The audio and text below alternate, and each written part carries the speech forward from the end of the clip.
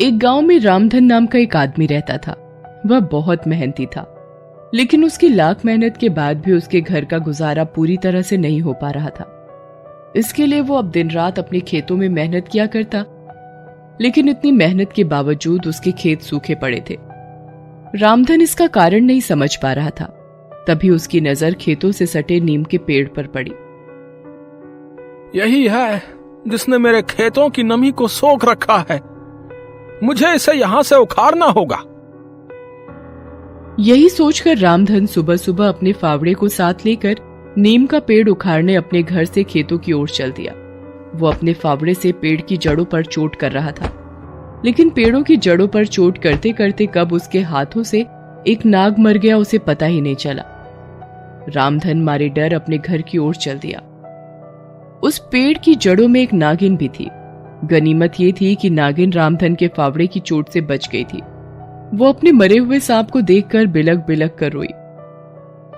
हाय, मुझसे छीन लिया मेरा सुहाग। इसने किसी का क्या बिगाड़ा था। अब मैं अकेली कैसे जीऊंगी। फिर तारा क्रोधित होते हुए बोलती है, नहीं छोड़ूंगी, कभी नहीं छोड़ूंगी। इसने मेरे पति की बलि ली है, मैं इसके सारे खानदान की बलि लूंगी। फिर तारा रोते रोते अपने पति की लाश को दफन करती है और रामधन के घर की ओर चल देती है। रामधन अपनी पत्नी और लड़की कमला के साथ घर में बैठा रूखी सूखी रोटी खा रहा था। उन्हें हंसी खुशी खाना खाते देख नागिन और क्रोध में आ गई। वो मन ही मन कहती है, मेरे पति को मारकर अपने परिवार के साथ सुख से रह रहा है। मिट्टी में मिला दूंगी मैं इस परिवार की सारी खुशियों को। अब देखना एक नागिन का इंतकाम। अगले दिन जब सुभद्रा जंगल में लकड़ियां बिनने गई, तब वहां तारा ने उसे डस लिया। गांव वालों को सुभद्रा की नीली पड़ी लाश वहां मिली। उसे लेकर वे रामधन के घर आए। रामधन पर तो जैसे दुखों का पहाड़ ही टूट पड़ा। वो दहाड़ मारकर रोने लगा। तभी वहां कमला आती है और अपनी मां के शरीर को हिलाते हुए कहने लगती है, माँ माँ उठो, मुझे बहुत भूख लगी है, कुछ खाने को दो ना माँ। मगर सुभद्रा ना उठी। देखो ना बापू, माँ नहीं उठ रही है। माँ को बोलो ना बापू कि मुझे कुछ खाने को दे। रामधन से कुछ नहीं बोला गया। उसने कमला को सीने से लगा लिया और सिसक सिसक कर रोने लगा। साल बीता। अब कमला भी अपने बापू के साथ खेत पर जाती थी। घर में अकेले रहती भी तो किसके साथ। इस साल बारिश खूब अच्छी हुई और फसल भी बहुत अच्छी हुई। अब रामधन को किसी बात की कमी नहीं रही। एक दिन, अरे रामधन, अब तो सब कुछ ठीक हो गया है। अब तुम भी दूसरी शादी कर लो। इससे घर को नई मालकिन मिल जाएगी और कमला को माँ। कैसी बातें करते हो बिरजू? अब क्या मेरी शादी की उम्र है? अरे उम्र बहुत है। तुम कहो तो मैं कहीं बात चलाऊं। लेकिन रामधन ने बात को टाल दिया। उस दिन तो रामधन ने बात को टाल दिया, मगर एक तो खेती का काम, ऊपर से कमला की देखभाल उससे ठीक से नहीं हो पा रही थी। एक दिन रामधन एक औरत से शादी करके उसे अपने घर ले आया। ये औरत कोई और नहीं, तारा ही थी, जिसने औरत का रूप धरकर रामधन को अपने जाल में फंसा लिया था। कमला, अरे ओ कमला, अरे देखो तो बिटिया मैं किसे लाया हूँ। कमला उछलती कूदती वहां आती है और तारा को देखकर कहती है, ये कौन है बापू? ये तुम्हारी माँ है बेटी, और आज से तुम्हारे साथ ही रहेगी, ठीक है?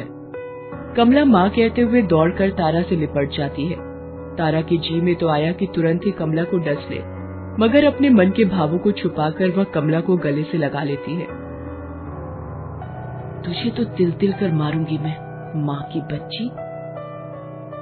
उस दिन से तारा का असली खेल शुरू होता है। सुबह सुबह रामधन तो खेतों पर चला जाता था। उसके जाते ही तारा कमला पर तरह तरह के जुल्म ढाती थी। बात बात पर मारना और खाना ना देना तो आम बात थी। वो कमला से इतना काम करवाती थी कि बेचारी थकान से चूर होकर रामधन के आने से पहले ही सो जाती थी। एक दिन जब रामधन खेत पर काम कर रहा था, तब बिरजू वहां आता है। रामधन, दिन भर खेतों में ही लगे रहते हो, कभी अपने घर की भी सुधि लिया करो। क्या हुआ भाई? तुम्हारी वो जोरू ने उस मासूम बच्ची पर बेतहाशा जुल्म किया हुआ है भाई। है? सारे काम तो उससे करवाती ही है, ऊपर से मारती पीटती भी है सो अलग। उस बच्ची का रोना सुन मोहल्ले वालों का दिल पसीज जाता है, और तुम हो कि पत्थर बने हुए हो। ये बात सुन रामधन का दिमाग भग से उड़ जाता है। इस बात की सच्चाई पता करने वो उस दिन समय से पहले ही घर पहुंच जाता है। उस समय तारा कमला को बेत से पीट रही थी। नालायक, तुझसे 2-4 कपड़े नहीं धोए गए ठीक से, ये तूने कपड़े साफ किए हैं। ये देखकर रामधन की आंखों में खून उतर जाता है। वो पागलों की तरह भागता हुआ आता है और तारा के हाथों से बेत छीन लेता है और उसे बेतहाशा पीटते हुए कहता है, नीच, जिस बच्ची को मैंने आज तक फूल की छड़ी से नहीं छुआ, जिस बच्चे के लिए मैं तुझे इस घर में लाया हूँ,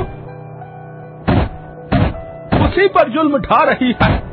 हरामखोर, निकल जा मेरे घर से। मार खाते हुए तारा का गुस्सा बढ़ता ही जा रहा है। इससे पहले कि वो नागिन का रूप धरकर रामधन को डस लेती, कमला उसे बचाने के लिए उससे चिपट जाती है। नहीं बापू, माँ को मत मारो, माँ को घर से मत निकालो, मैं इनके बिना नहीं रह सकती। ये देख बेईमान, जिस पर तू जुल्म पर जुल्म ढाती रही, वही आज तुम्हारे लिए रहम की भीख मांग रही है। तारा को गुस्सा अब खत्म हो चुका था और मन पश्चाताप से भर गया था। हे भगवान, ये मुझसे कैसा पाप हो गया। पहले मैंने इससे इसकी माँ को छीन लिया और अब इसके जीवन में जहर घोल रही हूँ। फिर तारा रोते रोते कमला से कहती है, मुझे माफ कर दे मेरी बच्ची, मैं भटक गई थी। मेरे इस पाप का कोई प्रायश्चित नहीं है। बस मुझे एक मौका दे, मैं अपनी बच्ची को बहुत प्यार देना चाहती हूँ। मैं अपनी बच्ची के दामन को ममता के फूलों से भरना चाहती हूँ। तारा की बातें सुनकर रामधन की आंखों में आंसू आ गए। उस दिन से तारा ने नागिन का रूप हमेशा के लिए त्याग दिया और कमला को अपनी संतान की तरह पालने लगी।